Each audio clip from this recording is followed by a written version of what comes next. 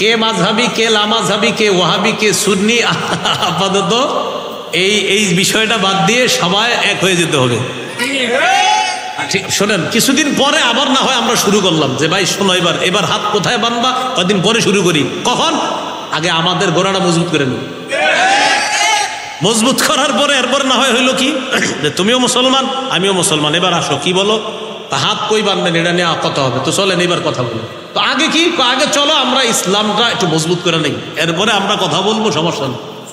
তো এটা হলো আমার একটা প্রাণের দাবি, মনের দাবি। আপাতত এই ইয়াটা কিছুদিন অফ রেখে আপাতত মুসলমান সবাই ভ্রাতৃত্বের সম্পর্কটা বাড়ায়, যদি মুসলমানরা খালি আপনার কিছুদিনের জন্য এক হয়ে যায়, আর কোনো মতে যদি নির্বাচনটা হয়ে যায়, মুসলমানদের এদেশে ইসলাম ঠেকানোর সামর্থ্য কারণে মনে রাখবেন।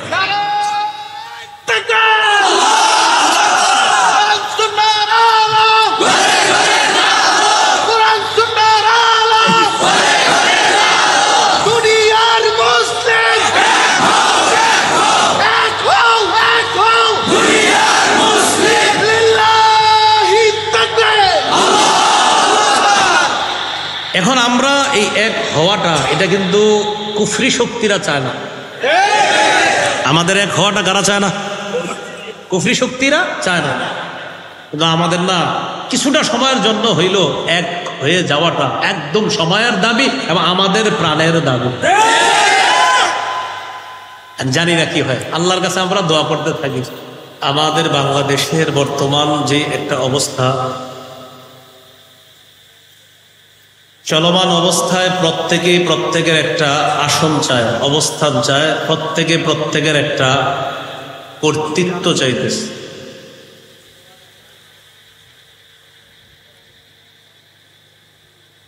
যারা রাজনীতি করে, বিএনপি, তারা তাদের মতো আবার দেশে নেতৃত্ব নিতে চায়। জাতীয় পার্টি, জামাতে ইসলাম, ইসলামী আন্দোলন, খেলাফত মজলিস, জমিয়তে ওলামা ইসলাম, এই দলগুলো তাদের প্রত্যেকের আশা দেশের মানুষের জন্য তারা কিছু করবে, এই লক্ষ্যে তারা জনগণের দায়িত্ব নিতে চায়। আর আমরা যারা সাধারণ মুসলমান আছি, আমাদের প্রত্যেকের মনের একটা আশা হলো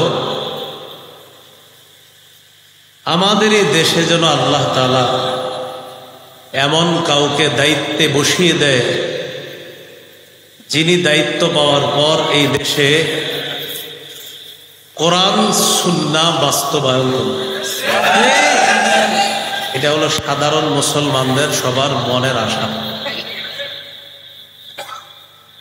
এখন মুসলমানদের সবার মাঝে একটা কথা, চাই স্টলে, দোকানপাটে, রাস্তাঘাটে, সবার মাঝে কথা হলো হুজুররা এক হয়ে গেলে খবর আছে। খবর আছে মানে বুঝায় যে হুজুররা এক হয়ে গেলে সমস্ত বাতিল পন্থীদের অবস্থা খবর আছে। এটা হলো সাধারণ পাবলিকদের কথা রাস্তাঘাটে। এই সাধারণ পাবলিক বা আমি আপনি, আমরাও সাধারণ, আমাদের সবার একটা কথা বিভিন্ন মিডিয়া মাধ্যমে সবাই খালি বলে, এই যদি মিলে যায়, যদি অমুকে অমুকে এক হয়ে যায়। তো সবার এই কথাগুলো সামনে রেখে আমি কিছুদিন একটু পড়াশোনা করতে লাগলাম যে যদি এক হয়ে যায় এটার কোনো সমাধান আছে কিনা। আমি পড়াশোনা করে দেখলাম আপাতত মৌলিকভাবে 9টি বিষয়ে যদি গুরুত্ব দিতে পারে মুসলমান, তাহলে মুসলমানদের মধ্যে একতা এটা আশা করা যায়। কয়টা বিষয়?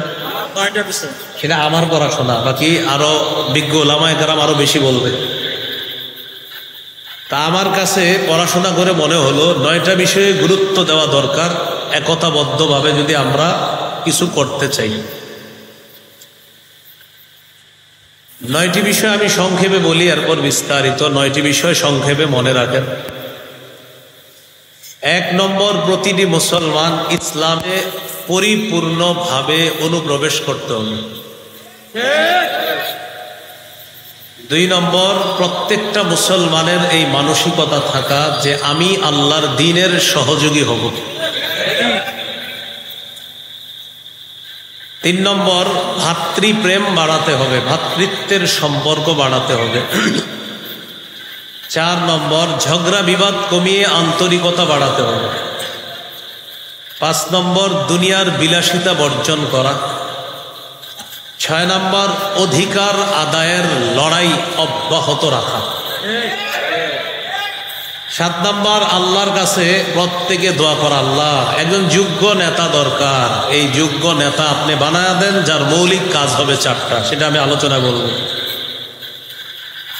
8 নম্বর, শুরা ব্যবস্থাকে গুরুত্ব দেওয়া। 9 নম্বর, শত্রুকে শত্রু ভাবা, তাকে বন্ধু ভাবার কোনো সুযোগ নাই, তার সাথে আপোষ করলেও শত্রু জেনে আপোষ করতে। এই হলো 9টা বিষয়। এটা হলো আমার ক্ষুদ্র পড়াশোনায় একতাবদ্ধ থাকার জন্য এই 9টি বিষয়ে মুসলমান গুরুত্ব দিতে হবে।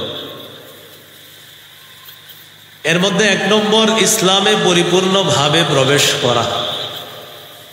সূরা বাকারার 208 নম্বর আয়াতে আল্লাহ তাআলা বলেন, ইয়া আইয়ুহাল্লাযীনা আমানু দুখুলু ফিস-সিলমি কাফা।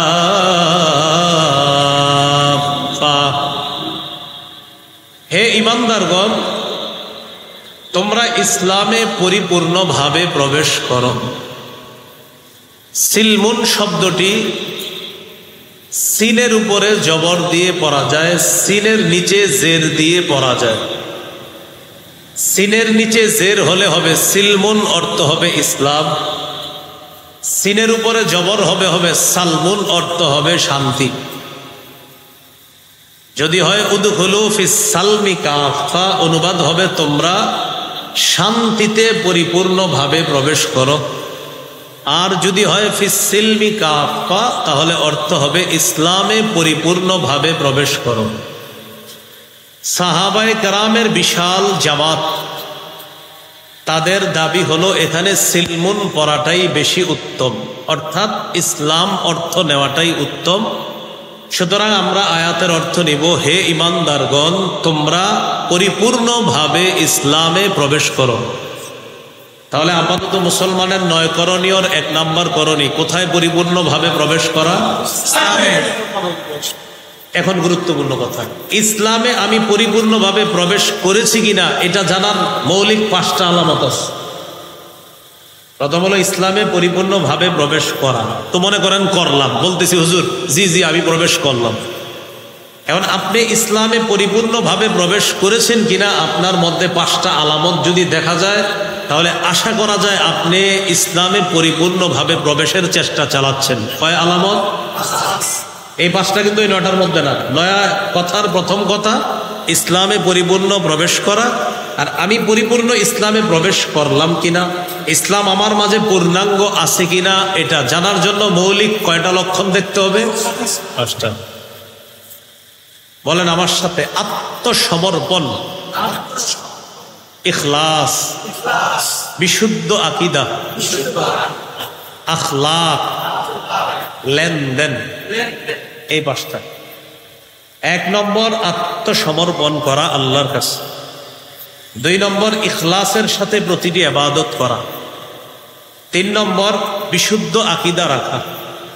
4 নম্বর উত্তম চরিত্রের অধিকারী হওয়া। 5 নম্বর লেনদেন স্বচ্ছ থাকা। এই 5টির মধ্যে প্রথম লক্ষণ হলো আল্লাহর কাছে আত্মসমর্পণ করা। সূরা মুমিন বা সূরা গাফিরের 66 নম্বর আয়াতে আল্লাহ তাআলা বলেন, কুল ইন্নী নুহিতু আন আ'বুদাল্লাযীনা তাদউনা মিন দুনিল্লাহ লাম্মা জাআনিয়াল বায়্যিনাতু মির রাব্বি ওয়া উমিরতু আন উসলিমা লিরাব্বিল আলামিন। আল্লাহ তাআলা নবীকে বলেন, হাবিব আপনি বলেন ইন্নী নুহিতু আন আ'বুদাল্লাযীনা তাদউনা মিন দুনিল্লাহ, তোমরা আল্লাহ ছাড়া যাদেরকে ডাকো তাদের ইবাদত করতে আমাকে নিষেধ করা হয়েছে। তোমরা আল্লাহ ছাড়া যাদেরকে ডাকো তাদের ইবাদত করতে আমি নবীকে নিষেধ করা হয়েছে। লাম্মা জাআনিয়াল বায়্যিনাতু মির রাব্বি, আমার রবের পক্ষ থেকে যখন স্পষ্ট প্রমাণ আদি এসে গিয়েছে তখন আমার সামনে স্পষ্ট হয়ে গেছে আমার রব তিনি সত্য, তিনি ইলাহ, তিনি খালেক, তিনি রাজ্জাক। আমাকে নিষেধ করা হয়েছে তোমরা যাদেরকে আল্লাহর পরিবর্তে ডাকো আমি তাদের যেন ইবাদত না করি, তাদের ইবাদত করতে আমাকে নিষেধ করা হয়েছে। আর আদেশ করা হয়েছে কি, ওয়া উমিরতু আন উসলিমা লিরাব্বিল আলামিন, আমাকে আদেশ করা হয়েছে আমি যেন বিশ্বজগতের রব আল্লাহর কাছে আত্মসমর্পণ করি। এটা নবীজিকে বললেন। সূরা বাকারার 131 নম্বর আয়াতে আল্লাহ তাআলা বলেন, ইয ক্বালা লাহু রাব্বুহু আসলিম ক্বালা আসলামতু লিরাব্বিল আলামিন।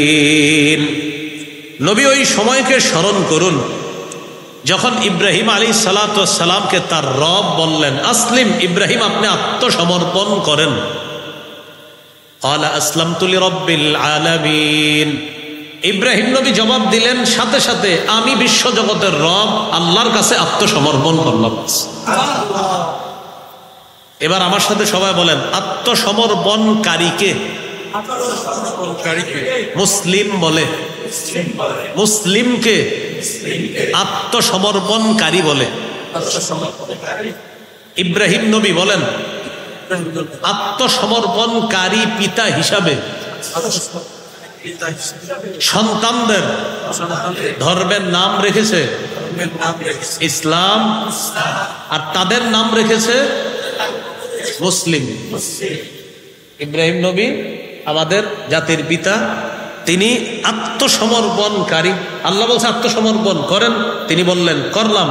সূরা হজের ৭৮ নম্বর আয়াতে আল্লাহ তাআলা বলেন মিল্লাতা আবিকুম ইব্রাহিম হুয়া সাম্মাকুমুল মুসলিমিন, ইব্রাহিম আলাইহিস সালাতু ওয়াস সালাম তোমাদের নাম রাখছে মুসলিম, তোমরা আত্মসমর্পণকারী জাতি, এই নামে তোমাদেরকে তোমাদের পিতা ইব্রাহিম নবী অভিহিত করেছেন।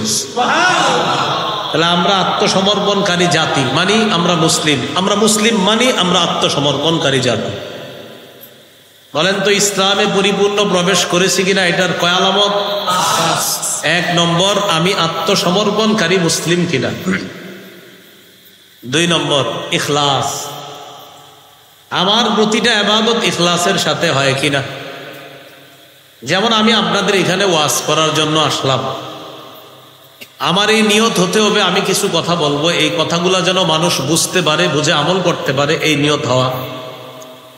শ্রোতাদের এই নিয়ত থাকা, আজকে মাহফিলে যে আলোচকরা আসবেন তাদের কণ্ঠস্বর যেমনই হোক না কেন, তারা যদি কোরআন হাদিসের কথা বলে এতে কণ্ঠস্বর একটু সুন্দর হোক আর একটু কম সুন্দর হোক, কোরআন হাদিস বললেই হলো, তার কণ্ঠ যেমনই হোক আল্লাহর কথা তার কণ্ঠে আসবে, আমি সেই কথা শুনব।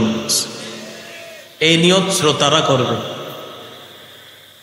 নাসাইর বর্ণনা 3140 নম্বর হাদিস, এই হাদিসের মধ্যে আছে এক ব্যক্তি রাসূলুল্লাহ সাল্লাল্লাহু আলাইহি সাল্লামকে জিজ্ঞাসা করলেন আরাআইতা রাজুলান গাজা ফি সাবিলিল্লাহ ইয়ালতামিসুল আজরা ওয়াদ যিকরা ফামা লাহু ইয়া রাসূলুল্লাহ। এক ব্যক্তি রাসূলুল্লাহ সাল্লাল্লাহু আলাইহি সাল্লামকে জিজ্ঞাসা করলেন হুজুর ওই ব্যক্তির ব্যাপারে আপনার কি অভিমত যে ব্যক্তি আল্লাহর রাস্তায় জিহাদ করেছে 2 নিয়তে। কয় নিয়তে?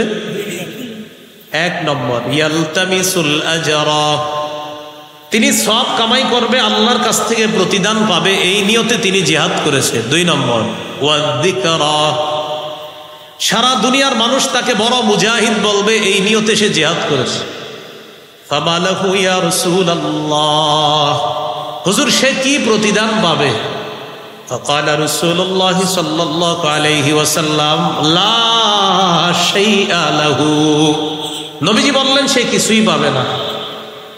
আদাহা সালাসা মাররাত, প্রশ্নটি নবীজিকে 3 বার করলেন।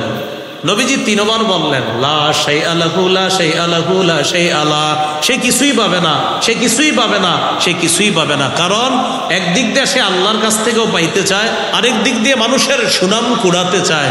সুনাম কুড়াতে চাওয়ার কারণে তার পুরো আমলটা বরবাদ, সে কিছুই পাবে না।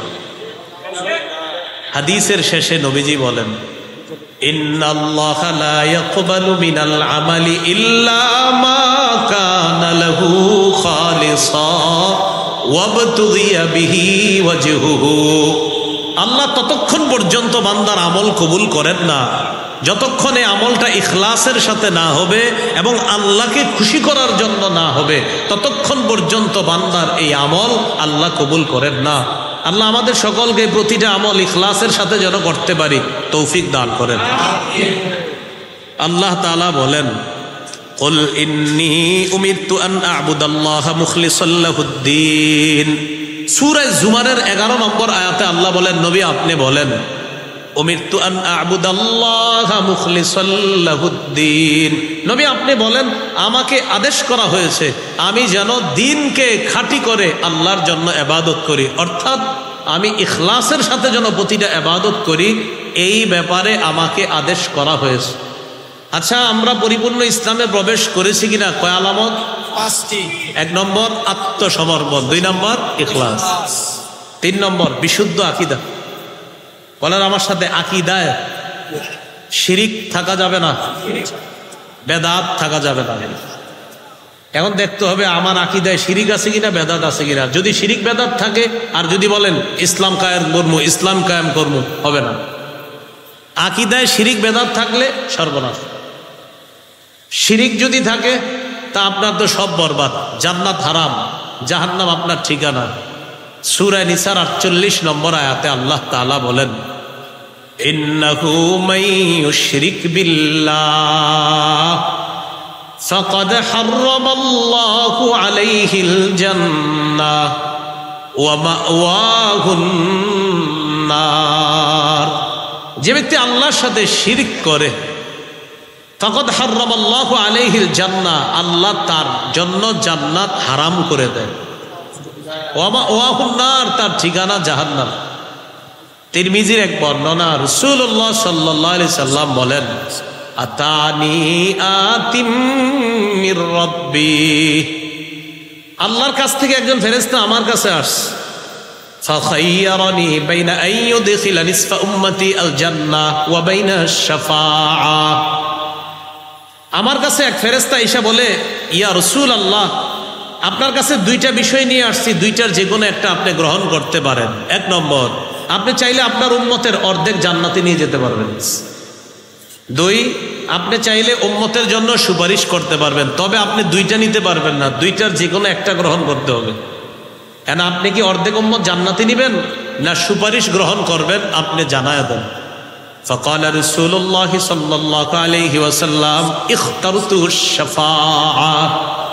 রাসূলুল্লাহ সাল্লাল্লাহু আলাইহি সাল্লাম বললেন আমার অর্ধেক উম্মত জান্নাতে গেলে বাকিদের কি অবস্থা হবে, তাই আমি বুদ্ধি করে সুপারিশটাই গ্রহণ করলাম। আমি ততক্ষণ সুপারিশ করতেই থাকবো যতক্ষণ আমার উম্মতকে জান্নাতে নিতে পারবো। তবে সবাই বলেন, তবে সুপারিশ শুধু তাদের জন্য হবে যারা শিরিক করবে না। শিরিক যারা করবে না, এই সুপারিশ তাদের জন্য হবে। রাসূল সাল্লাল্লাহু আলাইহি সাল্লাম বলেছেন ওয়াহিয়া লিমান লা ইউশরিকু বিল্লাহি শাইআ, এই সুপারিশ তাদের জন্য হবে যারা শিরিক করবে না। তাহলে আকীদা বিশুদ্ধ হওয়া, আকীদায় শিরিক রাখা যাবে না, বেদাত রাখা যাবে না। শিরিক মুক্ত আকীদা নিয়ে যেন কবরে যেতে পারি, আল্লাহ তৌফিক দান করেন। সহিহ বুখারীর বর্ণনা 6861 নম্বর হাদিস। এই হাদিসের বর্ণনাকারী আব্দুল্লাহ ইবনে মাসউদ রাদিয়াল্লাহু তাআলা তিনি বলেন قال رجل يا رسول الله أي الذنب أكبر عند الله। এক ব্যক্তি রাসূলুল্লাহ সাল্লাল্লাহু আলাইহি সাল্লামের কাছে জানতে চাইলেন হুজুর আল্লাহর কাছে সবচেয়ে বড় পাপ কোনটি? فقال رسول الله صلى الله عليه وسلم আন তাদউয়া লিল্লাহি নিদ্দান ওয়া হুয়া খালাকাকা, আল্লাহ তোমাকে সৃষ্টি করেছেন, এই আল্লাহর সাথে অন্য কাউকে সমকক্ষ হিসাবে ডাকা, এটা হলো সবচেয়ে বড় পাপ।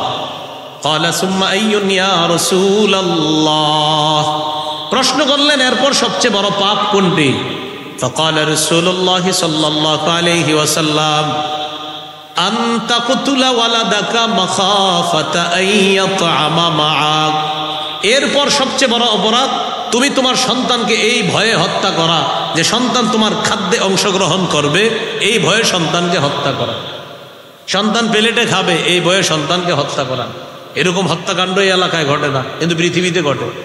এলাকা না ঘটলেও কোথায় ঘটে বলেন? পৃথিবীতে। কিভাবে ঘটে? এক সন্তান নেওয়ার পর 10 বছর আর সন্তান হয় না, 5 বছর সন্তান হয় না। কেন? কয় কে খাওয়াবে? তো এই জাতীয় মানসিকতা তো এইদিকে নাই, আমি ভাবছি নাই। তো এই যে এক সন্তান হয়, হওয়ার পরে আবার লম্বা সময় 5 বছর 7 বছর সন্তান হয় না। কেন হয় না? কয় কে খাওয়াবো? আল্লাহ তাআলা বলেন ওয়ালা তাকতুলু আওলাদাকুম খাশিয়াতা ইমলাক, সূরা বনী ইসরাঈলের 32 নম্বর আয়াত। আল্লাহ তাআলা বলেন ওয়ালা তাকতুলু আওলাদাকুম খাশিয়াতা ইমলাক। সূরা বনী ইসরাঈলের 33, 34 এই আয়াতগুলা, 32, 33, 34 আয়াতগুলাতে অনেকগুলা নিষেধাজ্ঞা আছে।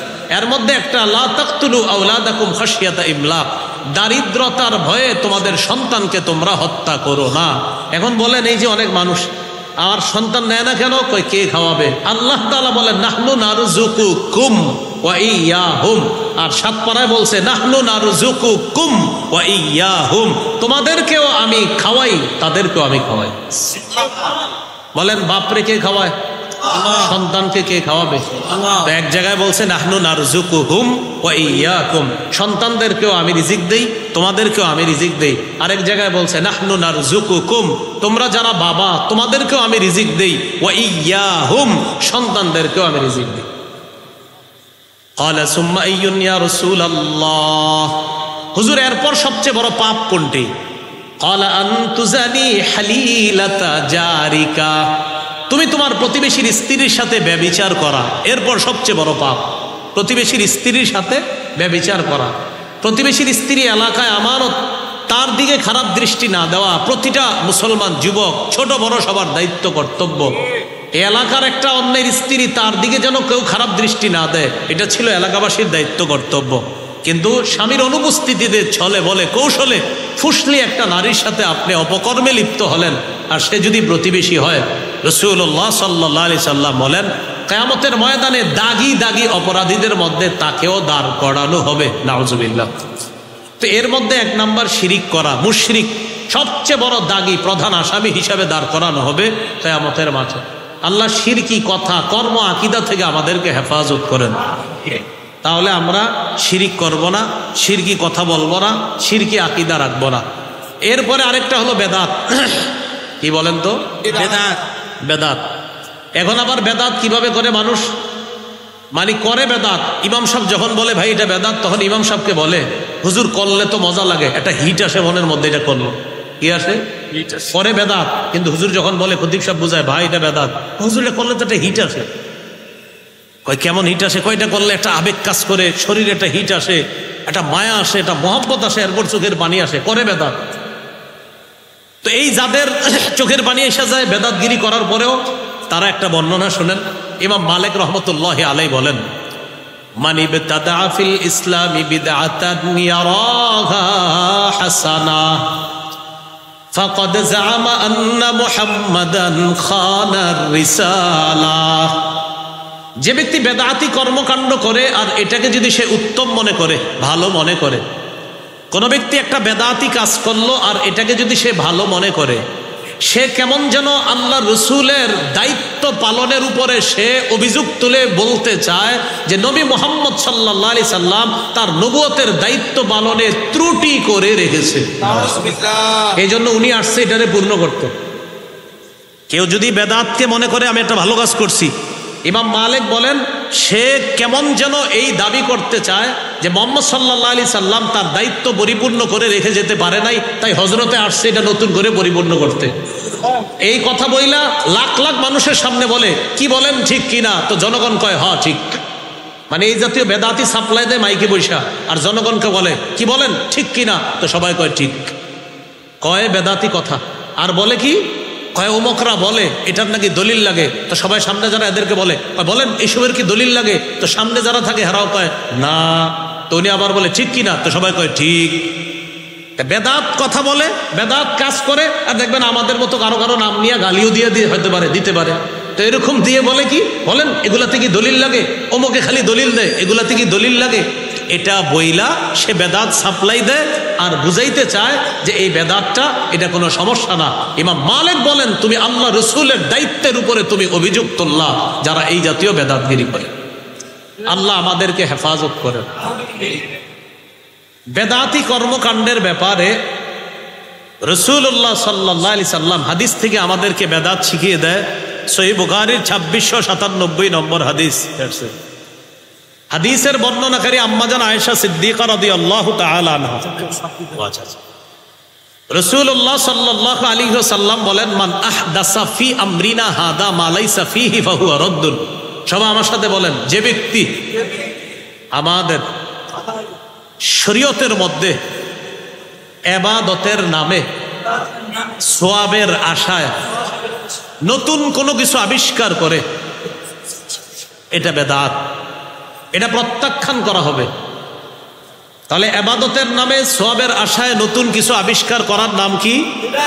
বেদাত। কি করা হবে? প্রত্যাখ্যান করা হবে, সদা সর্বদা এটা পরিত্যাজ্য।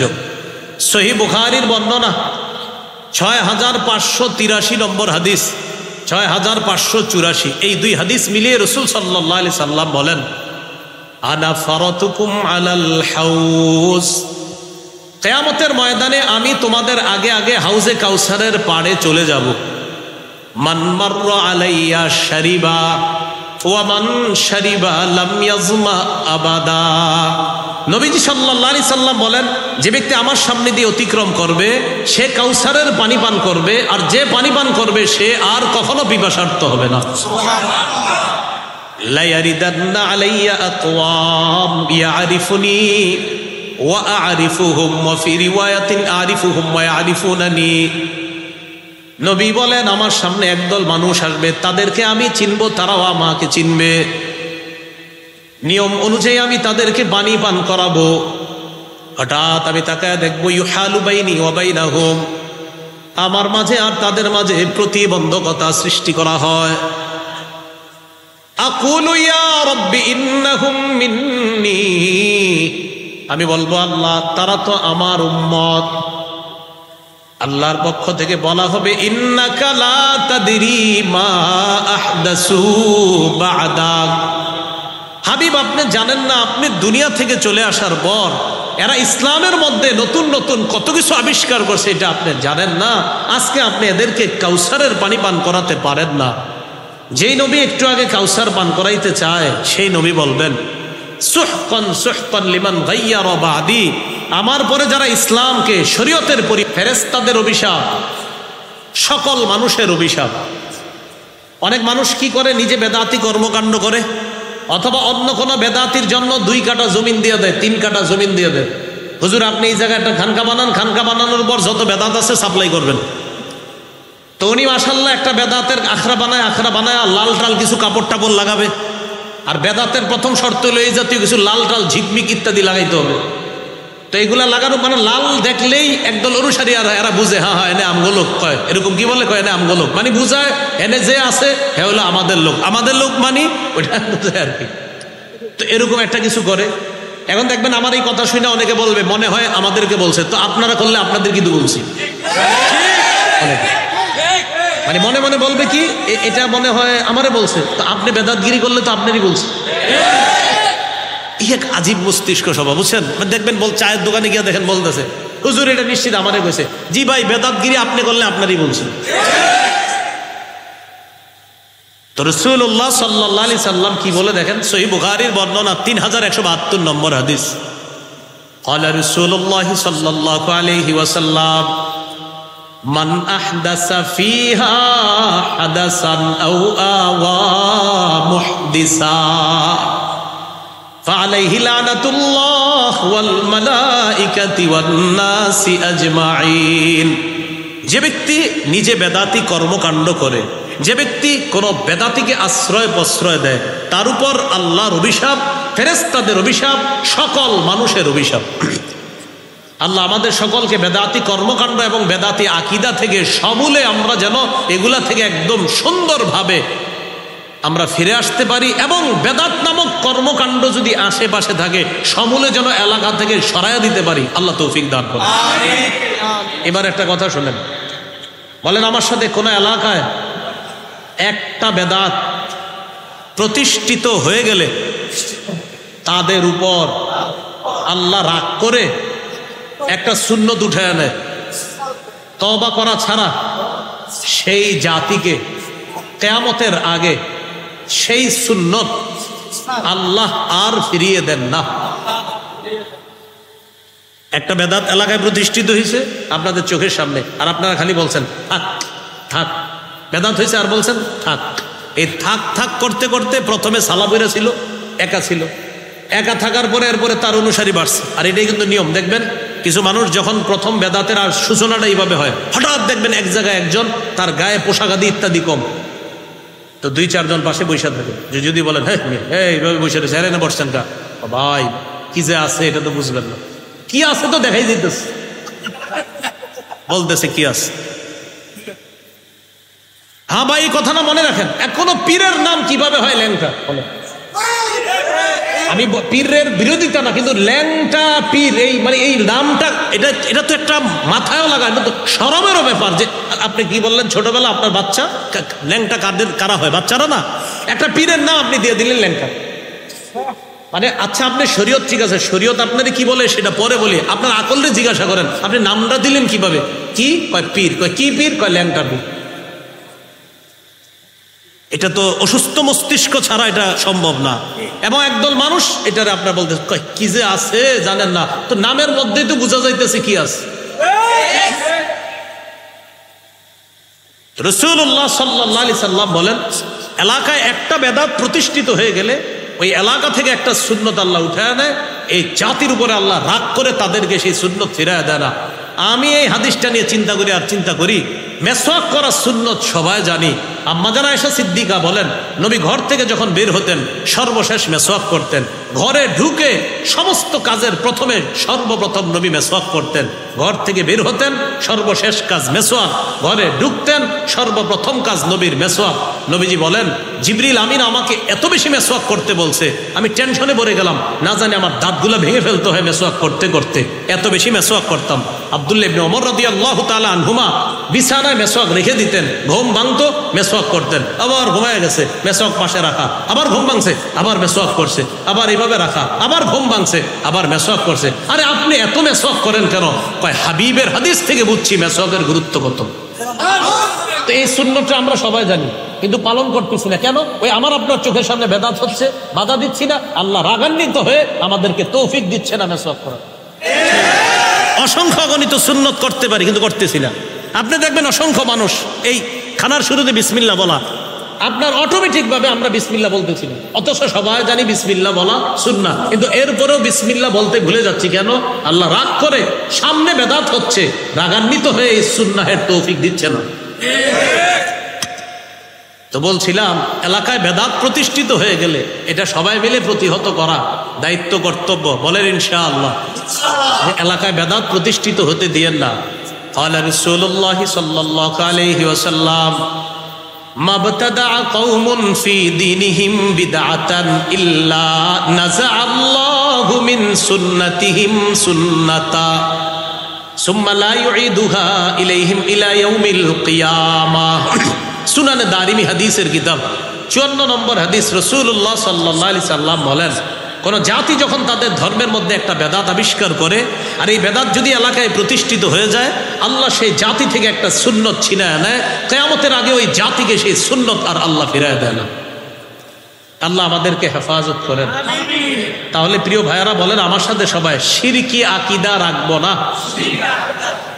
বেদাতি আকীদা রাখবো না, শিরকি কথা বলবো না, বেদাতি কথা বলবো না, শিরকি কর্ম করব না, বেদাতি কর্ম করব না, শিরকি মজলিসে বসবো না, বেদাতি মজলিসে বসবো না, শিরকি মজলিস দেখতে যাব না, বেদাতি মজলিসও দেখতে যাব না। মনে থাকবে ইনশাআল্লাহ। ইসলামে প্রবেশ করেছি কিনা কয় লক্ষণ? 1 নম্বর আত্মসমর্পণ, 2 নম্বর ইখলাস, 3 নম্বর বিশুদ্ধ আকীদা। আকীদায় বেদাত থাকা যাবে না, শিরিক থাকা যাবে না। 4 নম্বর উত্তম চরিত্র। এটা জরুরি বিষয়, উত্তম চরিত্র। এটা মসজিদের সামনের কাতারেই বোঝা যায় উত্তম চরিত্রের বিষয়টা। কোথায়? মসজিদের সামনের কাতারে। হ্যাঁ, সামনের কাতার যাও যাও। তা আপনি পিছে যাওয়াটা তো এইভাবে বলতে পারেন, তুমি একটু পিছনে যাও। তা আপনি এমনভাবে বলছেন এই ছেলেটারে বয়স 10-12 বছর, তো হয়তো দৌড় দিয়া সামনের কাতারে চলে গেছে।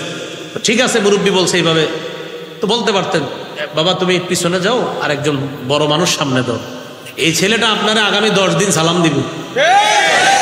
আর ওই যে যখন এইভাবে বলবেন যাও যাও পিছনে যাও, আগামী 10 দিন তো সালাম দিবেই না। ওর আম্মারে গিয়ে বলবে আম্মা এই মসজিদ আর যাবো না। এই জন্য আপনার আখলাকটা মসজিদ থেকে আপনি দেখান না। এরপরে মসজিদে খুতবা চলতেছে, মাশাআল্লাহ, খতিব সাহেব ভাষণ দিয়ে খুতবা দিতেছে, মুসল্লিরা একদম মনোযোগ সহকারে খুতবা শুনতেছে। ইতিমধ্যে এলাকার এক হোমলা চোমলা নেতা আইসা সবার ঘাট ডিঙায় সামনে যাইতেছে। এটা কোন ধরনের আখলাক দেখাইলেন আপনি? হ্যাঁ, এটা তো আপনি আখলাক দেখাইলেন, সুন্দর হলো না বিষয়টা? তো এই বিষয়গুলো বাংলাদেশে না থাকলেও পৃথিবীতে আছে। বাংলাদেশে আছে বইলেই তো আমি বলছি। হ্যাঁ, আচ্ছা সেও তো এই হলো আপনার আখলাক, এই বিষয়টা ঠিক রাখা। আল্লাহ তাআলা সূরা কলাম 4 নম্বর আয়াতে বলেন, কাফেররা রাসূল সাল্লাল্লাহু আলাইহি সাল্লামের চরিত্র নিয়ে কথা বলেছিল, তা আল্লাহ তাআলা বলে দিলেন ইন্নাকা লা আলা খুলুকিন আযীম। হাবিব, আমি আল্লাহ আপনার সার্টিফিকেট দিয়ে দিলাম, আপনি মহান চরিত্রের অধিকারী। আনাস ইবনে মালিক রাদিয়াল্লাহু তাআলা আনহু বলেন, খাদামতু রাসূলুল্লাহি সাল্লাল্লাহু আলাইহি সাল্লাম 10 সিনিন। আমি 10 বছর রাসূলুল্লাহ সাল্লাল্লাহু আলাইহি সাল্লামের খেদমত করলাম। কোনোদিন বলেননি কেন এটা করেছো, কোনোদিন বলেননি কেন এটা করনি। 10 বছরে কোনোদিন বলেননি এটা কেন করেছো, এটা কেন করো নাই। 10 বছরও এমনটা বলেননি। যদিও এটা বলা নাজায়েজ না, তুমি কেন করেছো বলা জায়েজ আছে, তুমি এটা কেন করো নাই এটা বলা জায়েজ আছে। নবী কখনো এটা বলেন নাই। এই জন্য ঘরের কর্মচারী, মসজিদে মুসল্লি ইত্যাদি বিভিন্ন সময় আমাদের সুন্দর আখলাক মানুষের সামনে দেখাতে হবে। এজন্য ছোট থেকে ছোট নেকির কাজ এটাও ছাড়া যাবে না। আপনি একজনকে চা পান করাইতেছেন, এই চা পান করানোর সময় তার সামনে বসলেন, আর চা পান করানোর সময় আপনার চেহারাটা একটু হাস্যোজ্জ্বল রাখলেন, সুন্দর একটা অবয়ব আপনি প্রকাশ করলেন, আর বুঝাইলেন তাকে আপনি অনেক মহব্বত করতেছেন। রাসূলের হাদিস প্রমাণ করে এই ছোট্ট আমলটা, চা পান করাইলেন আর তার দিকে একটু সুন্দর হাসি মাখা মুখে তাকাইলেন, হতে পারে এটা আপনাকে জান্নাতে নিয়ে যাবে। আমি আপনাদের এলাকা দিয়ে গাড়ি দিয়ে যাইতেছি, এলাকার 2-3 জন চিনে ফেললেন, চিনে ফেলে আমার গাড়ির পাশ থেকে বললেন আসসালামু আলাইকুম, হুজুর ভালো আছেন? তো আমি গাড়ির ভিতর থেকে শুধু হাসি মুখে বললাম জি। এবার একটু হাসি মুখে আপনাদের শুধু মাথাটা নাড়াইলাম। রাসূলুল্লাহ সাল্লাল্লাহু আলাইহি সাল্লাম বলেন, লা তাহকিরান্না মিনাল মা'রুফি শাই। তোমরা তুচ্ছ কোনো ভালো কাজ, একদম ছোট একটা ভালো কাজ করলা, এই ভালো কাজটাকেও তোমরা তুচ্ছ মনে করবা না। লা তাহকিরান্না মিনাল মা'রুফি শাইআ। ছোট্ট একটা ভালো কাজকে তোমরা তুচ্ছ মনে করবা না। ওয়ালাউ আনতালকা আখাকা বিওয়াজহিন তালাক। তোমার ভাইয়ের দিকে হাসি মুখে তুমি তাকাইলা, এই যে একটা সুন্দর তুমি আখলাক তাকে দেখাইলা, এটাও তোমার নাজাতের কারণ হয়ে যাবে। তাহলে আমি ইসলামে পরিপূর্ণ আসি কিনা? চতুর্থ আলামত কি? উত্তম চরিত্র। এটা সব জায়গায় আমার এই চরিত্রটা ফুটিয়ে তুলতে হবে। অনেক ভাই আছে বাহিরে আসলে বন্ধুদের সাথে তার চরিত্র বড় চমৎকার, আমাদের সাথে দেখা সাক্ষাতেও চরিত্র চমৎকার, আমাদের সামনেও তিনি অনেক ভালো মানুষ, মসজিদেও তিনি একজন ভালো মুসল্লি। এই লোকটা আবার ঘরে গিয়ে তার স্ত্রীর সাথে এমন বদ আচরণ করে যেটা একদম সম্পূর্ণ উল্টা। রাসূলুল্লাহ সাল্লাল্লাহু আলাইহি সাল্লাম বলেন, তোমাদের মধ্যে সবচেয়ে উত্তম চরিত্রের অধিকারী ওই ব্যক্তি যে তার স্ত্রীর কাছে সবচাইতে উত্তম চরিত্রের অধিকারী। তার স্ত্রীর কাছে যদি শ্রেষ্ঠ চরিত্রের অধিকারী হয়, ওই ব্যক্তি শ্রেষ্ঠ চরিত্রের অধিকারী। শোনো, আমি নবী মুহাম্মদ সাল্লাল্লাহু আলাইহি সাল্লাম আমার বিবিদের কাছে সবচাইতে শ্রেষ্ঠ চরিত্রের অধিকারী। এটা নবী বলল। এগুলো 4 নম্বর। 5 নম্বর বলেন লেনদেনে স্বচ্ছ থাকা। এটা একটা জরুরি বিষয়, লেনদেনে স্বচ্ছ থাকা। এই বিষয়টা ওই আপনি বাজার সদাই করেন, মুআমালাত মুআশারাত, এই বিষয়গুলা স্বচ্ছ রাখা। কারোর সাথে আপনি ঋণ নিলেন, বললেন 7 দিন পরে দিয়ে দিব, তো এইগুলা ওয়াদাগুলা ঠিক রাখা, এই লেনদেনগুলা স্বচ্ছ থাকা। তাহলে বলেন তো বর্তমানে আমাদের করণীয় কয়টা? না, করণীয় কয়টা? 1 নম্বর কোথায় প্রবেশ করা?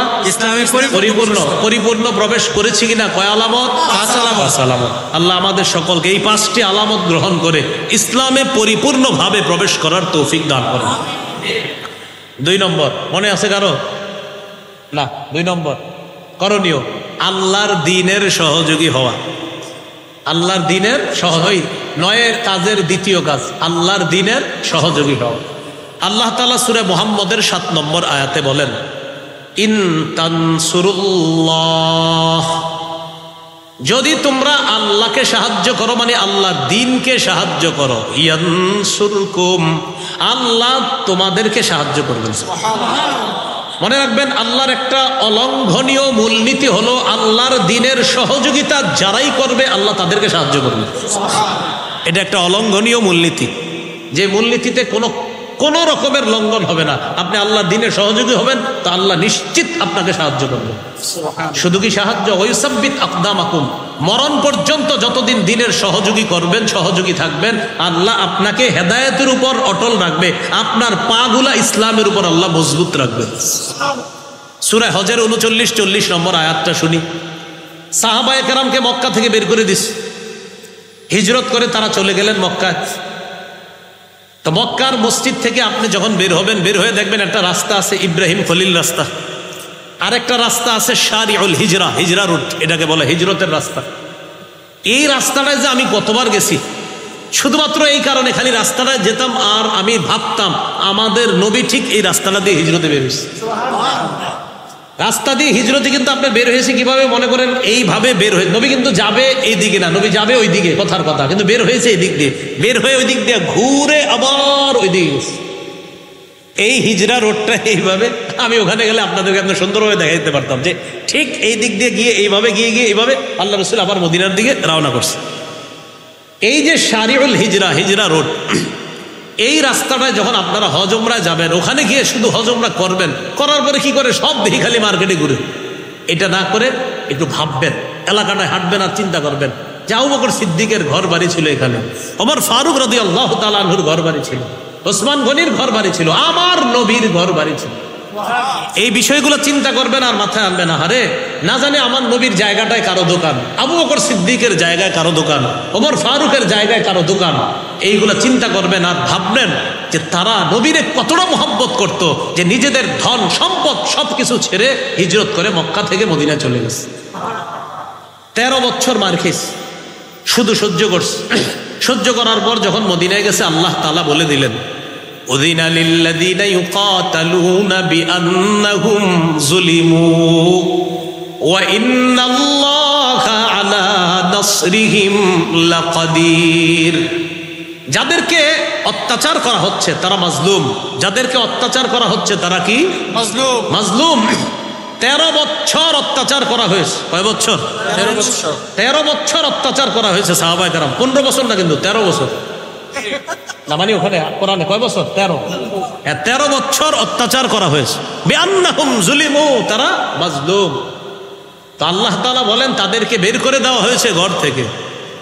আল্লাযীনা উখরিজু মিন দিয়ারিহিম বিগাইরি হক, তাদেরকে অন্যায়ভাবে ঘর থেকে বের করে দেওয়া হয়েছে। তাদের অপরাধ কি? ইল্লা আইয়াকুলু রাব্বুনাল্লাহ, তাদের অপরাধ তারা বলতো আমাদের রব আল্লাহ। অপরাধ কি? রব আল্লাহ, বাস এটাই অপরাধ ধরছে। কাফেররা বের করছে কেন? কয় কি অপরাধে বের করছেন? কয় এরা কয় রব আল্লাহ। কি কারণে সাহাবীদেরকে বের করে দিছে? তারা বলে রব আল্লাহ। তো তোমরা কি কও? আমরা বলি আল্লাহ প্রধান আর আমাদের দেবদেবীরা হলো সহযোগী।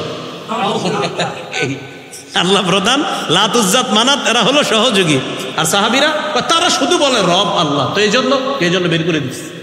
তা আল্লাহ বলেন 13 বছর সহ্য করছো, উজিনা, এবার জিহাদের অনুমতি দেওয়া হয়েছে। কিসের অনুমতি দেওয়া হলো? এরপরে 40 নম্বর আয়াতে আল্লাহর অলঙ্ঘনীয় সেই মূলনীতিটা আল্লাহ বলে দিচ্ছেন, ওয়ালা ইয়ানসুরান্নাল্লাহু মাইয়ানসুরুহু, যে ব্যক্তি আল্লাহকে সাহায্য করবে, আল্লাহর দ্বীনের সহযোগী হবে, তারা সংখ্যায় যদি 313 হয় অবশ্যই আল্লাহ তাদেরকে সাহায্য করবে। সংখ্যায় যদি কম হয় আল্লাহ তাদেরকে কি করবেন? সাহায্য করবেন। হ্যাঁ, এটা হলো আল্লাহর অলঙ্ঘনীয় বিধান। প্রিয় ভাইয়েরা, সংখ্যায় যদি কম হন, যে আল্লাহর দ্বীনের সহযোগী হন, আল্লাহর ওয়াদা, আমি আল্লাহ তোমাদেরকে সাহায্য করব।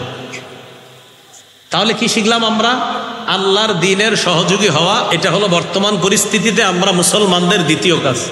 3 নম্বর কাজ বলেন, ভাতৃপ্রেম বাড়িয়ে দেওয়া। ভাতৃত্ব প্রেম বাড়িয়ে দেওয়া, ভাতৃত্বের সম্পর্ক বাড়ানো। কে মাযহাবি, কে লামাযহাবি, কে ওয়াহাবি, কে সুন্নি, আপাতত এই বিষয়টা বাদ দিয়ে সবাই এক হয়ে যেতে হবে। ঠিক শোনেন, কিছুদিন পরে আবার না হয় আমরা শুরু করলাম যে ভাই শোনো, এবার হাত কোথায় বানবা, কদিন পরে শুরু করি। কখন? আগে আমাদের গোড়াটা মজবুত করে নি। মজবুত করার পরে এরপর না হয় হইলো কি, যে তুমিও মুসলমান আমিও মুসলমান, এবার আসো কি বলো, হাত কই বানবেন এটা নিয়ে কথা হবে, তো চলেন এবার কথা বলি। তো আগে কি, আগে চলো আমরা ইসলামটা একটু মজবুত করে নেই, এরপরে আমরা কথা বলবো, সমস্যা নেই।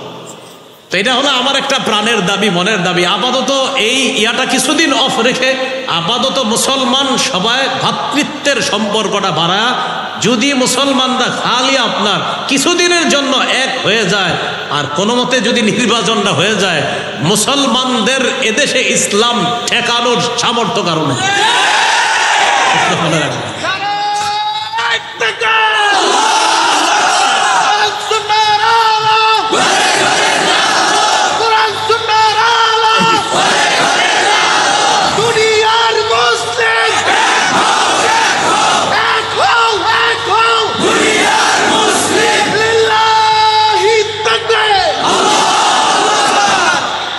এখন আমরা এই এক হওয়াটা, এটা কিন্তু কুফরি শক্তিরা চায় না। আমাদের এক হওয়াটা কারা চায় না? কুফরি শক্তিরা চায় না। কিন্তু আমাদের না, কিছুটা সময়ের জন্য হইল এক হয়ে যাওয়াটা একদম সময়ের দাবি এবং আমাদের প্রাণের দাবি। জানি না কি হয়, আল্লাহর কাছে আমরা দোয়া করতে থাকি, আল্লাহ তৌফিক দান করেন। তো এই হলো আপনার 3 নম্বর, ভ্রাতৃত্বের সম্পর্ক বাড়িয়ে দেওয়া। আপনি কে? আমার ভাই। আমি কে? আপনার ভাই। আপনারা কে? আমার ভাই। আমি কে? আপনাদের ভাই। আপাতত এই পরিচয়টা কিছুদিন এক হয়ে যাওয়া। এটা আল্লাহ সূরা হুজুরাতের 10 নম্বর আয়াতে বলেন, ইন্নামাল মুমিনুনা ইখওয়া, মুমিনরা পরস্পর ভাই ভাই। মুমিনরা পরস্পর কি? ভাই। এবার একটা হাদিস বলি, হাদিসের অনুবাদটা আমরা সবাই করব।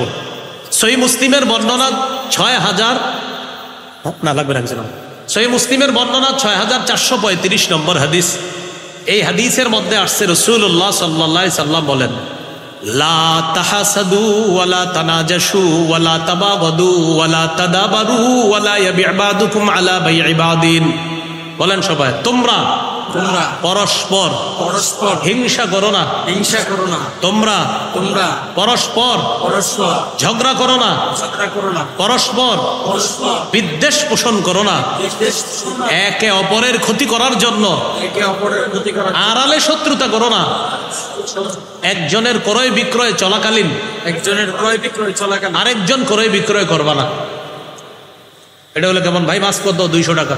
195 দিই না ভাই, 200 দিলে নিব। তো ঠিক আছে 200 টাকা দেন, তাহলে চুক্তি হয়ে গেল 200। পাশে দিয়ে একজন দেখে মাছটা খুব সুন্দর, বা আমি 220 টাকা দিব, এটা নিষেধ, এই কাজটা নিষেধ। তাহলে নবী আমাদেরকে নিষেধ করলেন, হিংসা করো না, পরস্পর বিদ্বেষ পোষণ করবা না, একে অপরের ক্ষতি করার জন্য আড়ালে শত্রুতা করবা না। তো আমরা নবীজির কাছে জানতে চাই, হাবিব তা আমরা কি করব? নবীজি বলে দিলেন, কুনু ইবাদাল্লাহি ইখওয়ানা। বলেন, হে আল্লাহর বান্দারা, তোমরা পরস্পর ভাই ভাই হয়ে যাও। তাহলে আমাদেরকে কি হয়ে যেতে বলছে? তাহলে আপাতত হিংসা, বিদ্বেষ, পরশ্রীকাতরতা, লোভ, লালসা ইত্যাদি এটা বাদ দিয়ে আপাতত কে কার সাথে বহস, তর্ক ইত্যাদি কিছুদিন আমরা রাখি। আপাতত আমরা এক হই যে আমরা মুসলমান, যে কোনো মূল্যে এদেশে ইসলাম চাই। আমাদের মনের দাবি, প্রাণের দাবি। আল্লাহ কবুল করেন, আমিন। কত গেল? 3। 4 নাম্বার, ঝগড়া বিবাদ কমায়া আন্তরিকতা বাড়ানো। ঝগড়া বিবাদ কমিয়ে আন্তরিকতা বাড়ানো, এটা কিভাবে করা যায়? এটা করা যায় কিভাবে? আমার সাথে ওনার ঝগড়া, আমাদের দুইজনরে বেশি একসাথে বসাইতে হবে। আমার সাথে ওনার ঝগড়া, এই দুইজনে বারবার একসাথে চেয়ারের মুখোমুখি বসাতে হবে, 2 কাপ চা রাখতে হবে। কথার কথা আর কি, আপনারা আরো কিছু রাখেন তো, এরকম দুইজনে বসায়া কথা বলাইতে হবে। আমি এটা বিশ্বাস করি, আমরা দূরে থেকে যে একজন আরেকজনের যতই বিরোধিতা করি, সামনে বসায়া দেন, দেখবেন আমাদের মতো আপন কেউ নেই। এই ঝগড়া কমায় আন্তরিকতা বাড়াতে হবে। এই ব্যাপারে আল্লাহ তাআলা বলেন, ওয়াতিউল্লাহ ওয়া রাসূলাহু ওয়া লা তানাযাউ ফাতাফশালু ওয়া তাযহাবা রিহুকুম। তোমরা আল্লাহর আনুগত্য করো, নবীর আনুগত্য করো। ওয়া লা তানাযাউ, তোমরা পরস্পর ঝগড়া করো না। যদি ঝগড়া করো ফাতাফশালু, দুর্বল হয়ে যাবা। ওয়া তাযহাবা রিহুকুম, তোমাদের শক্তি খর্ব হয়ে যাবে। সবাই দিকে তাকায় বুঝেন, 1 জন 2 জন 3 জন 4 জন, আমরা 4 জন মিলে একটা দল, শক্তি কম না বেশি? 4 জনের 4টা দল, কম না বেশি? কম। 4 জনের 1 দল, শক্তি কম হলো না বেশি? 4 জনের 4 দল, কম। তাহলে 4 জনে মিলে 1 হওয়া, এটা শক্তি বেশি। কিন্তু কোনো এক কারণে আমরা 4 জনের মধ্যে একটু দ্বন্দ্ব ঝগড়া হয়ে গেছে, 4 জন আলাদা হয়ে গেছে, আমি 4 জনই বলতেছি আমি ঠিক, উনি বলে উনি ঠিক, উনি বলে উনি ঠিক, উনি বলে উনি ঠিক। আল্লাহ তাআলা বলেন, মাঝে দিয়ে যে ক্ষতিটা হয়ে গেল, তাযহাবারি হুকুম, তোমাদের শক্তি খর্ব হয়ে গেছে। এই শক্তি দুর্বল হয়ে যাওয়ার কারণে তোমরা কিন্তু বিপদে পড়বা। এই গেল আপনার 4 নাম্বার। 5 নাম্বার, দুনিয়ার বিলাসিতায় মজে যাওয়া যাবে না। যুবক ভাইয়ারা, দুনিয়ার বিলাসিতা বর্জন করা।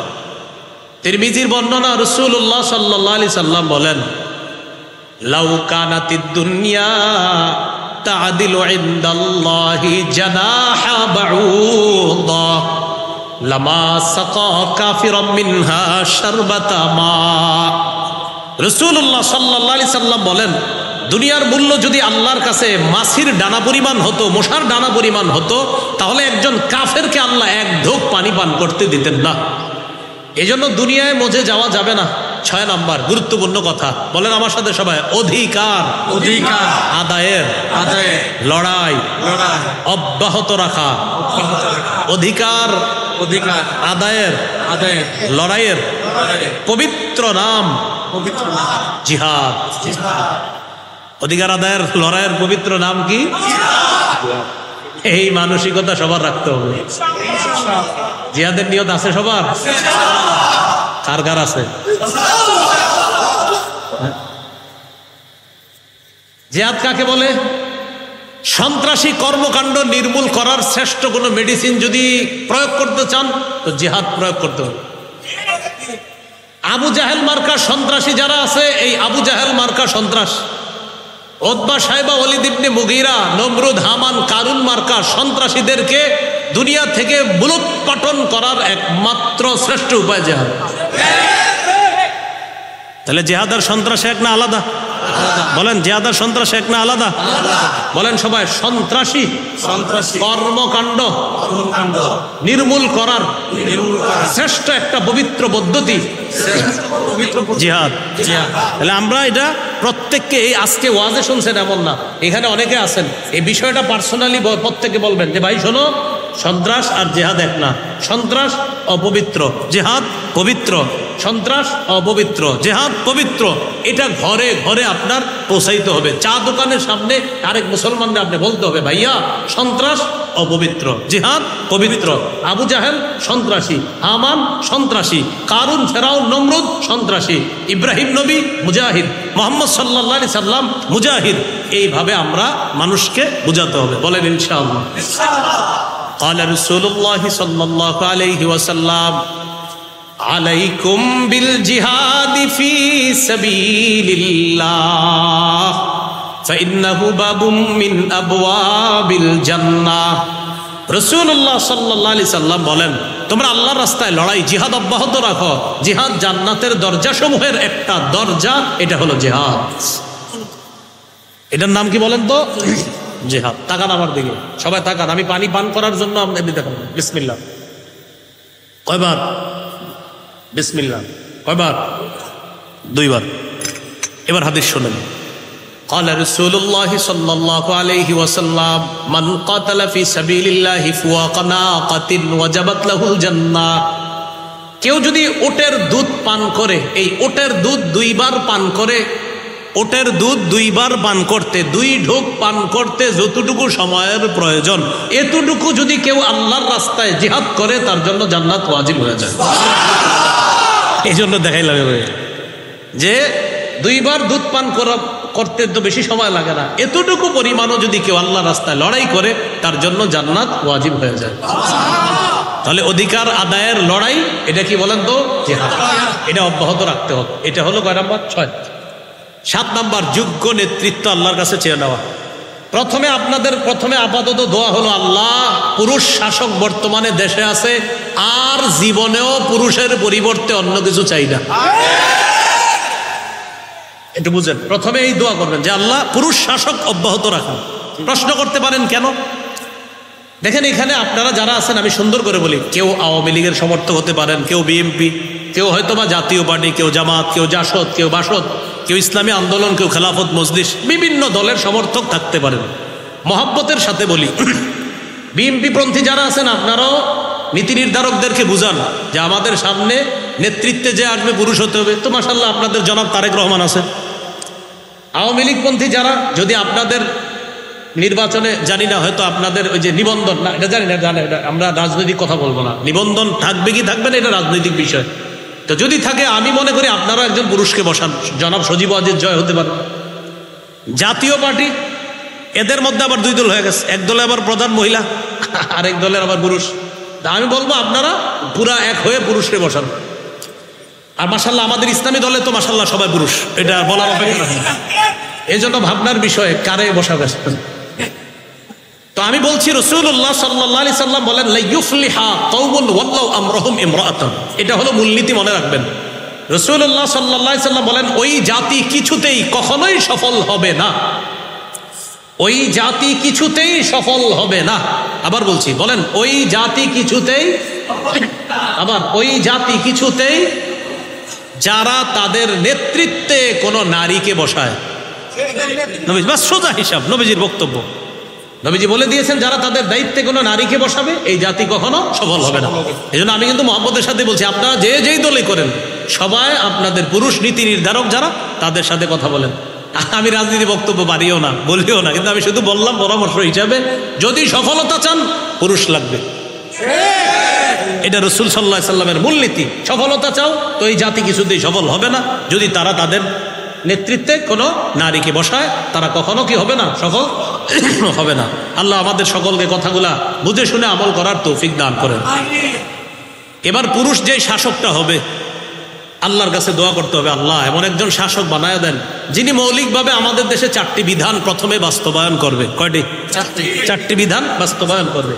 আল্লাহ তাআলা বলেন, আল্লাযীনা ইম্মাক্কান্নাহুম ফিল আরদ ওয়া আতাউয যাকাতা ওয়া আমারু বিল মা'রুফি ওয়া নাহাউ আনিল মুনকার। সূরা হজের 41 নম্বর আয়াত। আল্লাহ তাআলা বলেন, আমি যাদেরকে শাসন ক্ষমতায় বসাবো তাদের মৌলিক কাজ হবে 4টা। কয়টা? 4টা।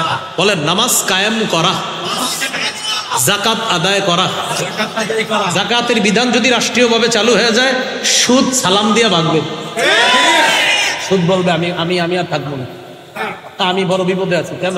যাকাত যেইভাবে শুরু হয়েছে আমি সুদ আর টিকতে পারবো না। এলো 2 নাম্বার।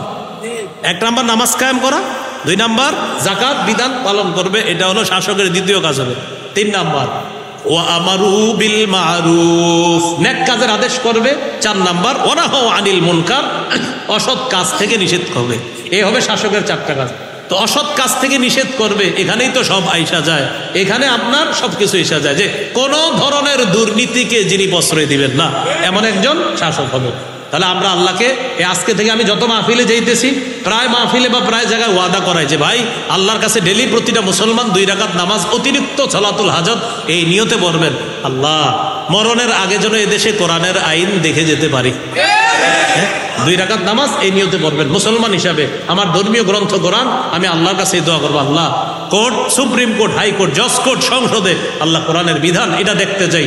এখন আপনার হিন্দু বন্ধু কলিগ যারা চাকরি করে তাদেরকে বুঝাইতে হবে এইভাবে। তারা বলবে, আচ্ছা তুমি যেহেতু ইসলামের জন্য দোয়া করো, কি হবে বলো তো?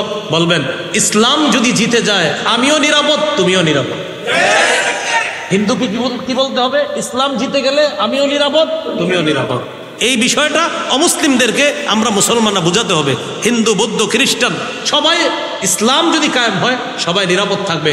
যার প্রমাণ বন্যায় অসংখ্য অগণিত মুসলিম মসজিদ মাদ্রাসায় আসবে। আল্লাহ কথাগুলো বোঝার তৌফিক দান করেন। এগুলো 7 নম্বর। 8 নম্বর শুরা ব্যবস্থা। শুরা ব্যবস্থা, পরামর্শ করে কাজ করা, এটা খুব জরুরি। যেমন উপদেষ্টা মণ্ডলী এখন যারা, তারা দেখা যাইতেছে মাসে মাসে ওই রাজনৈতিক দলগুলোর সাথে পরামর্শ করে, এটা একটা ভালো দিক। তারা যে পরামর্শ করে এটা কিন্তু ভালো দিক। পরামর্শে অনেক কিছুর সমাধান আসে, এই পরামর্শ এটা জরুরি। বাকি পরামর্শ শুরা ব্যবস্থা, এটা ইসলামী একটা শুরা ব্যবস্থা। এই বিষয়ে কথা বলা দরকার সবাই, যে শুরা জিনিসটা কি। খতিব সাহেবরে জিজ্ঞাসা করবেন শুরা জিনিস কি, এই বিষয়গুলো বেশি বেশি আলোচনা হওয়া দরকার, এগুলো বোঝা দরকার। আল্লাহ তাআলা বলেন ওয়াশাবিরহুম ফিল আমর, নবী আপনি তাদের সাথে যে কোনো বিষয়ে পরামর্শ করেন, পরামর্শ করার পর ফাইদা আযামতা, আপনি যখন দৃঢ় প্রতিজ্ঞা করে ফেলবেন, ফাতাওয়াক্কাল আলাল্লাহ, তখন আল্লাহর উপর ভরসা করবেন। তাহলে 8 নাম্বার শুরা ব্যবস্থা, এটা জোরদার করা। আর এই বিষয়গুলো আমরা খুব গুরুত্ব সহকারে নেওয়া। শুধু দাওয়াতে তাবলীগের সাথী ভাইরা পরামর্শ করে, মাশওয়ারা করে, মাশওয়ারার কাজটা, সুন্নতটা ঘরে ঘরে চালু করতে হবে। আপনারা পারিবারিক মিটিংগুলো করেন না, মিটিংয়ের নাম দিবেন মিটিং না, বলবেন শুরা, মাশওয়ারা।